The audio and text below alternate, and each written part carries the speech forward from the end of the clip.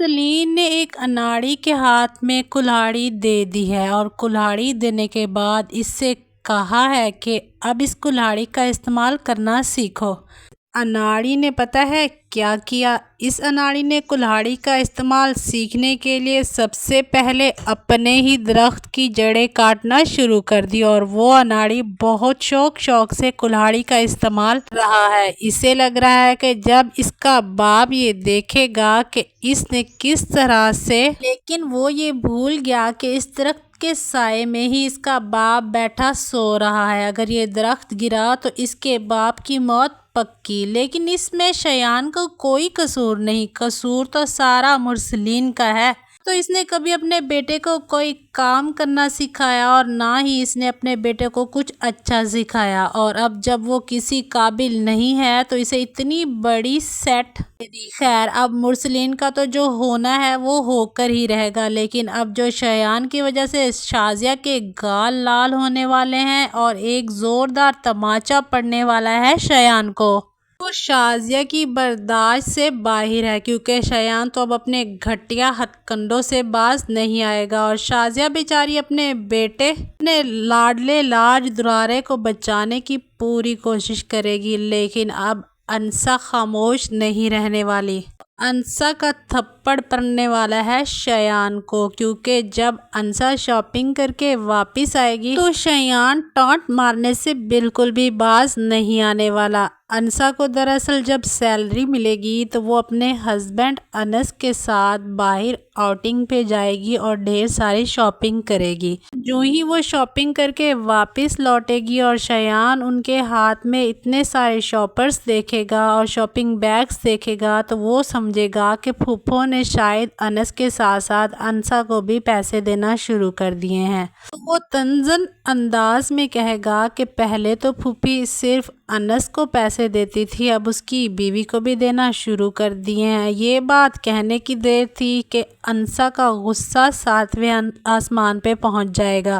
وہ شایان کے سر پر آ کھڑی ہوگی اور کہے گی کہ تمہیں کسی نے تمیز نہیں سکھائی، یوں آتے جاتے کسی پر بھاؤں بھاؤں نہیں کرتے؟ تو تائی جان کو غصہ آ جائے گا اور وہ کہے گی کہ تم میرے بیٹے کو کتا کہہ رہی ہو۔ انسا کہے گی کہ یہ کتوں والے کام جو کرتا ہے تو اس کو کتا ہی کہا جائے گا۔ اپنے بیٹے کو لگام ڈال کے رکھیں اس سے پہلے کہ یہ مجھ سے پٹ جائے۔ یوں انسا کی حالت دیکھ کر کہ یہ تو بہت غصے میں ہے، تائی جان اس کو ٹھنڈا کرنے کی کوشش کرے گی اور کہے گی ہاں ٹھیک ہے، میں اس کو سمجھا دوں گی، لیکن اس بار شایان کو معافی ملنے والی تو بالکل بھی نہیں تھی۔ شایان پھر سے کچھ بولنے ہی لگے گا کہ انسا ایک زوردار تماچا رسید کرے گی شایان کے منہ پر۔ جب شایان بدلے میں کچھ بولنے کی کوشش کرے گا اور چلائے گا تو تائی جان اس کو پکڑ کے کمرے میں لے جائے گی اور بولے گی کہ تم اس کو کچھ نہیں کہو گے، کیونکہ اگر تم نے کچھ کہا تو معاملہ بہت زیادہ بڑھ سکتا ہے اور مجھے اندیشہ ہے کہ انس اس کو حقیقت نہ بتا دے۔ تو شایان کہے گا کہ مما آپ نے بس ہمیشہ مجھے ڈرا کر ہی رکھا ہوا ہے، میں نے کتنی بار کہا ہے کہ انس کبھی بھی جیتے جی اپنی زبان نہیں کھولے گا، اور رہی بات ویڈیو کی تو وہ میں نے اس ملک سے بیٹھ کر تھوڑی اپلوڈ کی تھی، اس کا IP ایڈریس تو آؤٹ آف کنٹری کا ہے، تو یہاں کی پولیس اور سائبر کرائمز والے بھی ہمارا کچھ نہیں بگاڑ سکتے، آپ چل کریں اور مجھے بھی چل کرنے دے۔ اب اس انسا کو تو میں برباد کر کے چھوڑوں گا، اس کی جرت کیسے ہوئی مجھے ہاتھ لگانے کی؟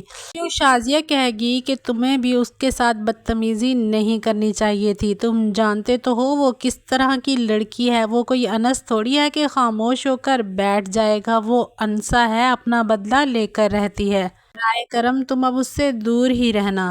اور اب دوسری طرف آپ کو بتاتے چلیں کہ شہرین کا برا وقت شروع ہو چکا ہے، کیونکہ ایک بار پھر سے وہ اب فہام کے چنگل میں پھنسنے والی ہے۔ فہام یہ بات جان چکا ہے کہ شہرین اتنی آسانی سے دانہ چننے آنے والے پرندوں میں سے نہیں ہے، اس کو پھنسانے کے لیے کوئی اور ہی پلان کرنا ہوگا۔ اب وہ یہ سوچ رہا ہے کہ کیوں نہ وہ اپنی فیملی کو انوالو کرے، جیسے اس نے منگنی کی تھی تو اس کو بہانہ مل گیا شہرین کے ساتھ گھومنے پھرنے کا۔ اب وہ لگے ہاتھوں شادی کی بات چلا دے گا تاکہ اب مرسلین کو کوئی اعتراض ہی نہ ہو کہ میں اس کی بیٹی کو دھوکہ دوں گا۔ فہام اپنی ماں سے یہ بات کرے گا کہ میں چاہتا ہوں کہ میری اور شہرین کی جلد از جلد شادی ہو جائے اور آپ جا کر ڈیٹ لے آئیں ان کے گھر۔ اس کی ماں تو بہت زیادہ خوش ہوگی کیونکہ وہ تو پہلے ہی یہی چاہتی تھی کہ جلد از جلد شادی ہو جائے۔ دراصل وہ اپنے بیٹے کے موڈ سوئنگز کو بہت اچھے سے جانتی ہے اور وہ جانتی ہے کہ اب تک اس کی زندگی میں کتنی لڑکیاں آئی اور کتنی گئی ہیں۔ وہ سمجھتی ہے کہ اب اگر وہ کسی ایک لڑکی پر آ کر ٹھہر گیا ہے تو کیوں نہ اس بات کا فائدہ اٹھاؤں اور جلد از جلد اس کی شادی کروا دوں۔ وہ بنا ٹائم ضائع کیے اگلے ہی دن جانے والی ہے شہرین کے گھر شادی کی ڈیٹ فکس کرنے کے لیے۔ ادھر شہرین شازیہ سے بات کر لے گی یعنی اپنی ماں سے کہ وہ لوگ کل آنے والے ہیں، اور فہام اپنی ماں سے کہے گا کہ آپ نے صرف یہ بات نہیں کرنی کہ ہم شادی کی ڈیٹ لینے آئے ہیں بلکہ آپ نے شادی کی شاپنگ کا ذکر بھی کرنا ہے اور یہ بھی کہنا ہے کہ ہم چاہتے ہیں کہ ہم شہرین کو اپنی مرضی سے اور اپنے سٹینڈرڈ کے مطابق شادی کی شاپنگ کروائیں۔ ہاں، مزید اپنی ماں کو اعتماد میں لیتے ہوئے بولے گا کہ مما آپ تو جانتی ہیں کہ میں بزنس میٹنگ کے لیے دبئی جانے والا ہوں 2 دن کے لیے، کیوں نہ میں شہرین کو اپنے ساتھ لے جاؤں؟ تو اس کی ماں کہے گی ایسے تم دونوں کا اکیلے جانا اچھا تو نہیں لگتا، تم ایسے کرنا یا شہرین کی بھابھی انسا کو ساتھ لے جاؤ یا پھر ادھر سے اپنے بھائی فہد کو۔ تو فہام کہے گا کہ مجھے اس لڑکی انسا کو تو بالکل بھی اپنے ساتھ لے کر نہیں جانا۔ ہاں ٹھیک ہے، میں فہد کو ساتھ لے جاؤں گا۔ آپ کل جب شادی کی ڈیٹ فکس کرنے جائیں تو ان سے یہ بات بھی کر دیجیے گا کہ ہم شہرین کو اپنے ساتھ شاپنگ پہ لے جانا چاہتے ہیں۔ ہم چاہتے ہیں کہ وہ دبئی سے اپنے شادی کے ڈریسز پسند کرے اور وہاں سے لے کر آئے۔ فہام کی ماں جب یہ بات مرسلین کے سامنے کرے گی تو مرسلین کا موڈ خراب ہو جائے گا، لیکن شازیہ بات کو سنبھالتے ہوئے کہے گی کہ کوئی بات نہیں، آپ لوگوں کی ہی تو بیٹی ہے، اب آپ جہاں چاہیں اس کو لے جا سکتے ہیں، ہماری طرف سے اجازت ہے۔ اور وہ لوگ اکیلے تھوڑی نہ جا رہے ہیں، فہد بھی تو ساتھ ہوگا، تو ہمیں اب کوئی اعتراض نہیں ہے اور شادی کی ڈیٹ بھی تو اب فکس ہو گئی ہے۔ تو اگلے دن شہرین، فہد اور فہام چلے جائیں گے دبئی۔ دبئی پہنچتے ہی فہام اپنی میٹنگز اٹینڈ کرے گا اور اس کے بعد اس نے جو خفیہ پلان بنا رکھا ہے اس کے لیے کام کرنا شروع کر دے گا اور وہ اپنے سارے ارادے اپنے بھائی فہد کو بھی بتا دے گا۔ فہد پہلے تو کچھ ہچکچائے گا لیکن بعد میں کہے گا کہ ٹھیک ہے، میں بھی ان لوگوں سے بدلہ لینا چاہتا تھا۔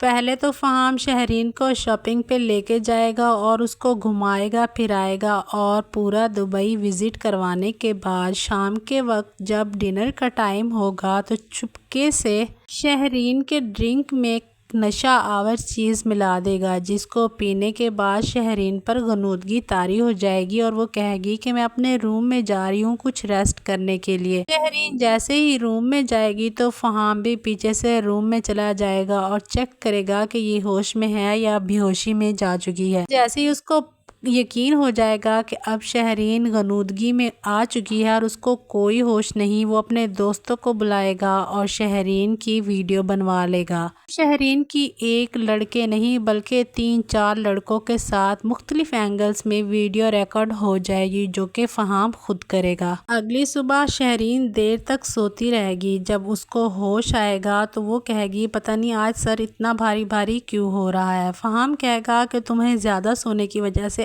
ایسا ہو رہا ہے، تم اٹھو فریش ہو جاؤ اور اب ہماری شام کی ٹکٹس ہے واپسی کی، اور تم جانتی ہو نا مرسلین انکل کو اگر ہم تھوڑا سا بھی لیٹ ہوئے تو ان کی کالز پہ کالز آنا سٹارٹ ہو جائیں گی۔ اور ہاں، جب تمہیں بتانا بھول گیا، جب تم سو رہی تھی تو تمہاری مما کی بھی کالز آ رہی تھی، پلیز اٹینڈ کر کے ان سے بات کر لو اور بتا دو کہ میں سو رہی تھی۔ شہرین کے ساتھ جو کچھ ہو چکا ہوگا اس کو اس بات کا بالکل بھی اندازہ نہیں ہوگا۔ اگلے ہی دن وہ لوگ واپس پاکستان آ جائیں گے۔ فہام پاکستان آنے کے بعد اپنے دوستوں سے کہے گا کہ وہ ویڈیو وہیں دبئی سے ہی اپلوڈ کر دی جائے، یوں شہرین کی ویڈیو وائرل ہو جائے گی۔ جس بدنامی کا سامنا انسا اور انس نے کیا تھا وہ بدنامی اب شہرین کا مقدر بننے جائے گی اور شایان جو اتنا اتراتا پھرتا تھا وہ کسی کو منہ دکھانے کے قابل ہی نہیں رہے گا۔ ویڈیو دیکھنے کے بعد شہرین جب فہام سے رابطہ کرنے کی کوشش کرے گی تو فہام کا نمبر مسلسل بند جا رہا ہوگا۔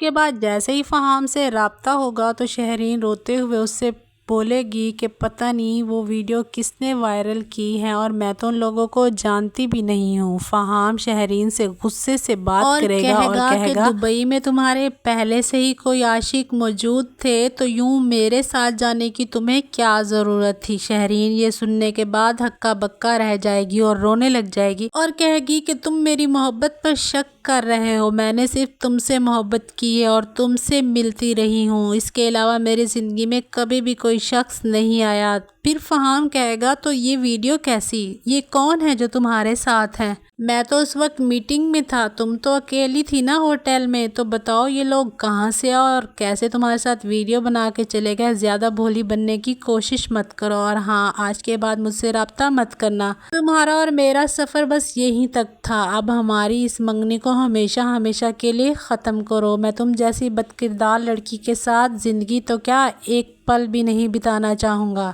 میں نے تم سے محبت کی اور تم پہ اعتبار کیا اور تم نے مجھے یہ صلہ دیا۔ اس سب کے بعد شہرین بہت بری طرح سے ٹوٹ جائے گی اور خود کو ختم کرنے کا فیصلہ کر لے گی اور سوسائڈ اٹیمپٹ کرے گی، لیکن ایسے میں انسا اور انس ہی ہوں گے جو اس کی زندگی بچائیں گے اور اس کو ٹائم پر ہاسپٹل لے کر جائیں گے۔ انسا شہرین کو کہے گی کہ تمہارا مجرم تمہارے سامنے ہے، یہ سب فہام کی ہی چال ہے، اور انس بھی کہے گا کہ میں تو پہلے ہی کہتا تھا کہ یہ کسی مقصد کے لیے منگنی کر رہا ہے لیکن میری بات کسی نے نہیں مانی۔ انسا شہرین سے کہے گی کہ ہم پولیس اسٹیشن چلتے ہیں اور رپورٹ درج کرواتے ہیں، لیکن مرسلین اور شازیہ کہیں گے ہماری عزت کا جتنا جنازہ نکلنا تھا نکل گیا، بس اب ان سب باتوں کو چھوڑ دو۔